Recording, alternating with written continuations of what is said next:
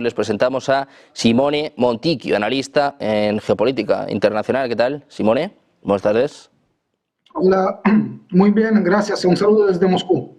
Encantados de tenerte por aquí, como digo, bueno, en un momento de mucha tensión después de los ataques precisamente contra Moscú la semana pasada por parte del ejército ucraniano. Vimos cierres en aeropuertos, vimos ataques sin precedentes. Hoy hemos visto la respuesta por parte de Rusia. Bueno, lo hemos visto durante todo el fin de semana. Se habla mucho de conversaciones, de negociaciones, Simone, pero parece que estamos consiguiendo todo lo contrario, ¿no? Parece que estamos en el momento de mayor tensión, de mayor escalada entre Rusia y Ucrania. Bueno, seguramente las negociaciones que se dicen, que se pensaron, están muy lejos de lograr cualquier acuerdo de paz. Las posiciones de los contrincantes son todavía opuestas. Seguramente no hay ninguna voluntad, por lo menos por parte del presidente Zelensky y de sus socios europeos, especialmente la tríada que respalda Ucrania, que son la Alemania, con el nuevo canciller Stramer, Macron y naturalmente Merz, el canciller Merz, Alemania, Inglaterra y Francia y Polonia, y además los Bálticos, son todos países que soportan Ucrania y que no quieren llegar a ningún acuerdo de paz. Las posiciones son totalmente distintas. Y a pesar de haber negociaciones, a pesar de mucho ruido en la prensa internacional, no creo que se va a lograr ningún acuerdo de paz, porque los objetivos de Rusia, especialmente escrutinado por el presidente Putin y por Peskov. Rusia muchas veces declaró cuáles son sus intenciones, o sea, una desmilitarización y total del ejército ucraniano, desnazificación, desmilitarización de Ucrania, la imposibilidad que Ucrania sea miembro de la OTAN y la creación naturalmente ahora de una buffer zone para tener muy lejos los ataques ucranianos que se están intensificando hacia el territorio ruso. Vimos este fin de semana muchos drones. Y además hay un problema a nivel de derecho internacional de la ilegitimidad del presidente Zelensky o del expresidente. Actualmente, jurídicamente, sería un dictador porque no hubo elecciones, no hay intención de cambiar elecciones. Y firmar cualquier acuerdo de paz con un presidente no elegido puede ser una cláusula en el futuro de invalididad de cualquier tratado internacional. Por eso la posición de Rusia es una posición bastante firme y no cambió y no va a cambiar mucho. Simplemente se limita a escuchar a los contrincantes y las contrapartes. Lo dejaron bastante claro en la telefonata que tuvieron intercorrida entre el presidente Donald Trump y el presidente Vladimir Putin. La posición de Rusia es notoria y clara. No es clara la posición, por lo menos también la política de Donald Trump es muy ambigua. De un lado tiende la mano a Rusia, quiere recuperar las relaciones económicas, reanudar las relaciones comerciales con la Federación Rusa. Del otro lado cambia de opinión muy a menudo. Todavía siguen de forma no oficial el suministro de armas norteamericanas hacia Ucrania. Entonces puede ser que Trump deje la situación en manos de los europeos, se desligue totalmente. Pero la situación es clara por el lado de Rusia, no es clara por los europeos que soportan el régimen legítimo del presidente Zelensky. Estabas hablando, Simone, de esta ambigüedad por parte de Donald Trump. Todos nos acordamos de la disputa que hubo en el despacho Oval con Volodymyr Zelensky. Ayer volvía a cargar contra él, dice que sus palabras no están ayudando a solucionar esta guerra, pero también sorprendía con su ataque al presidente ruso. Decía que Vladimir Putin está totalmente loco tras los ataques que se han vivido este fin de semana. ¿Qué te parecen estas declaraciones de Donald Trump y también sus esfuerzos por la paz? Porque es cierto que bueno, ha conseguido que Rusia y Ucrania se sienten en la misma mesa, menos en el mismo sitio, pero el conflicto está más o menos en el mismo punto, incluso empeorando, ¿no? No es que esté ayudando mucho a la paz, más allá de estas conversaciones. Bueno, se me permiten un término, es la ambigüedad estratégica del presidente Donald Trump, que es solo la cara de un proyecto. Hay muchos intereses atrás del presidente que lo van a tirar por la chaqueta de un lado y del otro.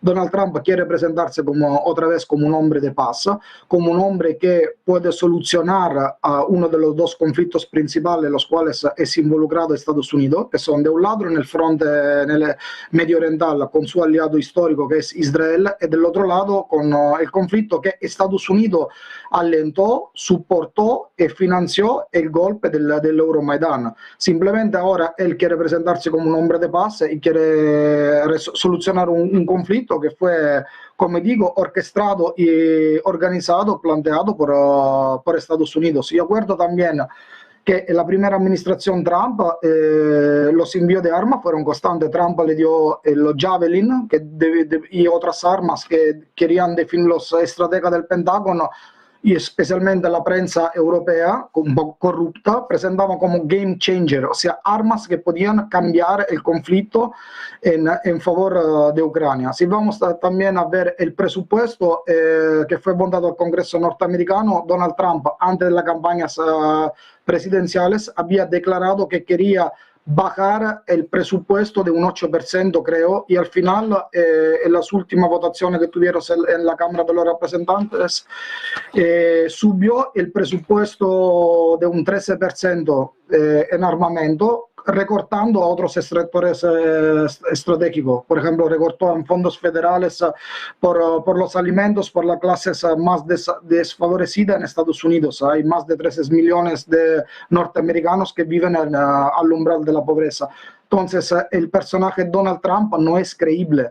Simplemente como otra superpotencia, Rusia simplemente se abre a escuchar los norteamericanos.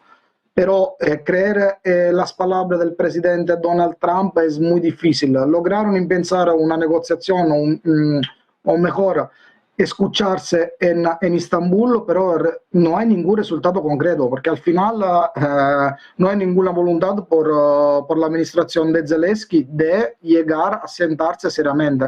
Además, intentaron sabotear de toda forma los acuerdos, los encuentros en Estambul, la delegación ucraniana. Precisamente mirando a Donald Trump, mirando al presidente de Estados Unidos, vamos a contar una última hora, mensajes de ahora mismo en sus redes sociales, mensajes en Truth Social, amenazando, cargando de nuevo contra Harvard. Decía que está considerando retirar 3.000 millones de dólares de subvenciones de una Harvard muy antisemita, dárselos a escuelas de oficios de todo el país. Decía Trump que gran inversión sería para Estados Unidos y tan necesaria. Dice además que siguen esperando las listas de estudiantes extranjeros de Harvard para poder determinar, tras un gasto ridículo de miles de millones, cuántos lunáticos radicalizados, todos ellos alborotadores, no deberían ser admitidos de nuevo en su país. Dice que Harvard es muy lenta en la presentación de estos documentos. Lo mejor de Harvard es que han buscado y encontrado al mejor juez para ellos, pero decía, no teman, al final el gobierno ganará. Sigue la disputa de Donald Trump con Harvard. Están viendo precisamente los dos mensajes que acaba de publicar en sus redes sociales, mientras, hablando de disputas, hablando de tensión, te quiero preguntar también, Simone, por los países europeos. Hemos escuchado ahora a Friedrich Merz anunciando que levantan todas las restricciones de armas contra Moscú. Esto es un cambio, es un giro importante. El anterior canciller alemán, Olaf Scholz, se negaba a enviar los misiles Taurus de largo alcance a Ucrania. Parece que Merz no solo va a enviar los Taurus, sino que permite ataques en el territorio ruso. Ya vimos esta escalada en los últimos días de Joe Biden con los Storm británicos, con los misiles franceses, también con los misiles estadounidenses que golpearon en lo más profundo del territorio ruso. Ahora parece que Merz se suma a esta triada que estabas comentando antes y bueno, va a suministrar estos misiles Taurus. Es una nueva escalada también por parte de Europa. Se habla de sanciones, pero seguimos entregando armas. Así, bueno, parece complicado alcanzar un acuerdo, claro. Bueno, no es muy sorprendente la posición de Alemania, dado que ya también desplegó tropas un nuevo contingente de tropas desde en Lituania, en Vilnius. Es de la primera vez desde la Segunda Guerra Mundial que Alemania envía tropas de forma permanente en el flanco oeste de la OTAN. Además, sería una violación de los tratados de Versailles, de París, que pusieron término a la Segunda Guerra Mundial. Lo de los misiles Taurus era algo que aquí en Moscú, nosotros, el gobierno aquí se esperaba que iban a hacer. La posición es especular, como ya dije, los dos conflictos, porque sia Israel que la vida política de Netanyahu que la vida política de Zelensky son estrechamente vinculata alla prosecuzione della situazione de beligeranza, del conflicto. Y también lo declaró, se no, creo hoy, que era el director de Forbes, de una revista geostrategica, ahora no me acuerdo el nombre, muy vinculada a la OTAN. Non pueden permitir Europa, o especialmente el mundo liberal, globalista financiero, que construido alrededor del Partido Demócrata en Estados Unidos y de la Unión Europea, con la Ursula, especialmente encabezado por Ursula von der Leyen y por los burócratas de Bruselas, no se pueden permitir una sconfitta strategica de la Unión Europea en Ucrania. Ya naturalmente más sigue el conflicto, más sube la tensión, ya en Rusia se está tanteando, ya hablan no de 4 nuevas regiones, más de 6 regiones. A pesar de crear una buffer zone, una zona de contención en el Oblast de Sumy, ya se habla también de seguir el conflicto hasta incorporar, por ejemplo, el Oblast de Kharkov y Odessa hasta llegar a Transnistria. O sea, básicamente Ucrania más va a durar el conflicto, se va a ver muy reducida como Estado. Se va a quedar un Estado muy pequeño, porque Rusia tiene toda la capacidad de esperar, naturalmente, de poder seguir el conflicto por meses o por años. La producción bélica rusa es notablemente superior a la producción bélica europea, y también la capacidad de movilización de los soldados. Aquí los ataques adentro del territorio ruso y los crímenes que fueron cometidos en la región de Kursk, donde mataron y asesinaron civiles, fueron crímenes contra la humanidad, compactaron a la opinión pública rusa, que se tenían algunas dudas cuando empezó al comienzo de la operación especial. Ahora todos se están haciendo piña, están soportando el presidente Vladimir Putin. Entonces yo creo que el tiempo es del lado de Rusia, que tiene el sartén por el mango y puede tranquilamente esperar y avanzar. Ahora, además, cuando cambiaron la condición climatológica, ahora hay una contraofensiva de primavera-verano, y básicamente cada día el ejército ruso está avanzando en todos los frontes. Ya liberaron casi el 100% del Oblast de Lugansk, en todos los otros oblasts están avanzando a diario. Para el contrario, el ejército ucraniano, a pesar de tener muchos mercenarios de todas las nacionalidades, europeos y latinoamericanos también, tienes la cubierta muy corta. Básicamente puede colapsar en 6 o 8 meses. Sí, pendientes de la situación en Ucrania, te quiero preguntar también por Oriente Medio. Simone, estábamos informando al principio de este informativo de que Israel ha rechazado la última propuesta por parte de Hamás. Vemos que empieza a aumentar la presión internacional. Los países europeos ahora sí hablan del embargo de armas, hablan también incluso de romper las relaciones, pero igual ya es demasiado tarde. Te quiero preguntar por esto, porque ya no hay quien pare a Netanyahu, tampoco Donald Trump. No hay quien pare a Netanyahu, porque, como ya comenté anteriormente, la vida política de Netanyahu es estrechamente vinculada a su permanencia en el poder. Sabemos que Netanyahu es un corrupto. Su gobierno, sus asesores personales, su mujer y él robaron muchos dinero, hay muchas investigaciones. Netanyahu procedió a despedir el ex jefe de los Shin Bet, de los servicios de seguridad interna de Israel, y además es el gabinete más radical, sionista, extremista religioso y nacionalista, chauvinista que tuvimos en toda la historia de Israel.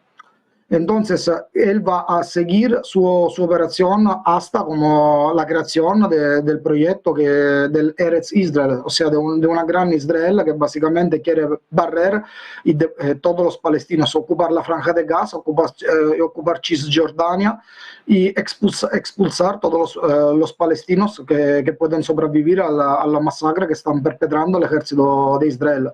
A pesar de las palabras de Donald Trump, de acuerdo que el género de Donald Trump, Jared Kushner, y muchos asesores de Donald Trump son sionistas, En Estados Unidos hay un grande movimiento evangélico mesiánico que soporta la construcción del tercer templo de Jerusalén y el grande Israel.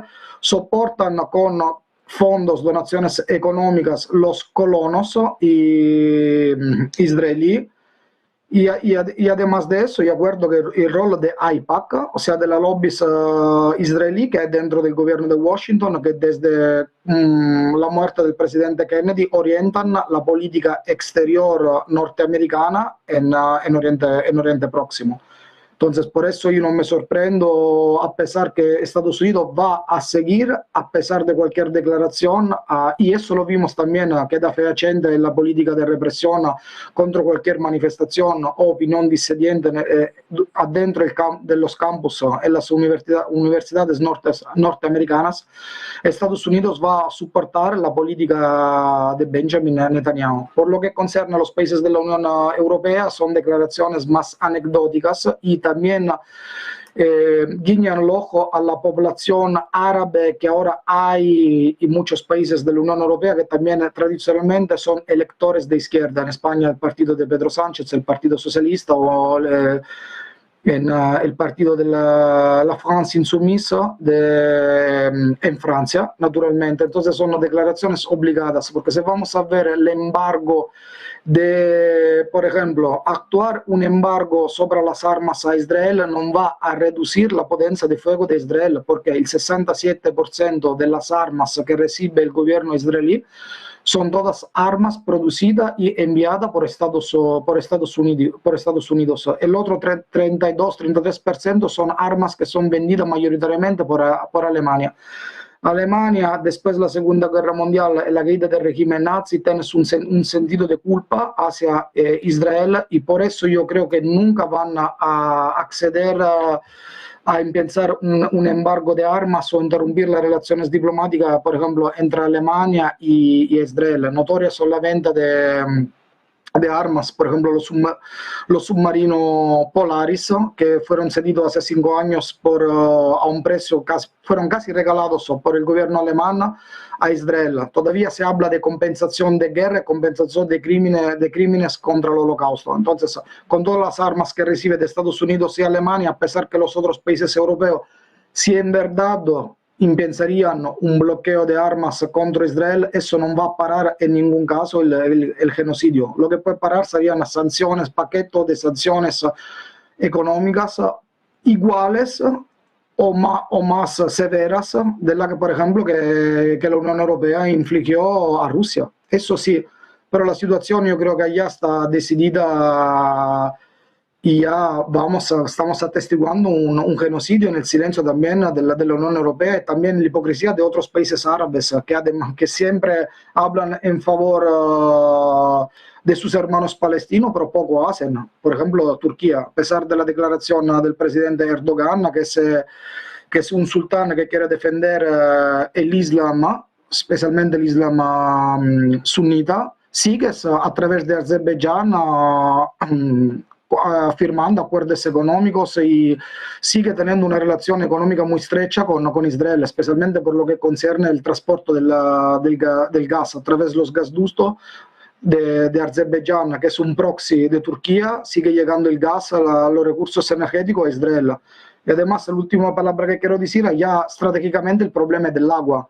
Israel es un estado que tiene un problema de sequía, por eso va y sigue ocupando la zona llena de recursos hídricos. Por ejemplo, el ejército israeliano todavía ocupa la zona al sur del río Litani, en el Líbano, o la altura del Golán.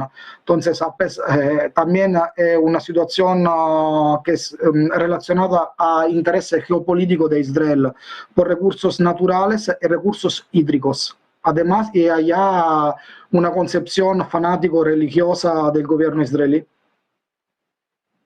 Atentos a la situación en Israel, estas amenazas que veremos si se cumplen o no, si también se materializan o no con sanciones. Simone, muchísimas gracias por estar con nosotros. Un placer, muchas gracias. A ustedes. Encantados. Muy buen día.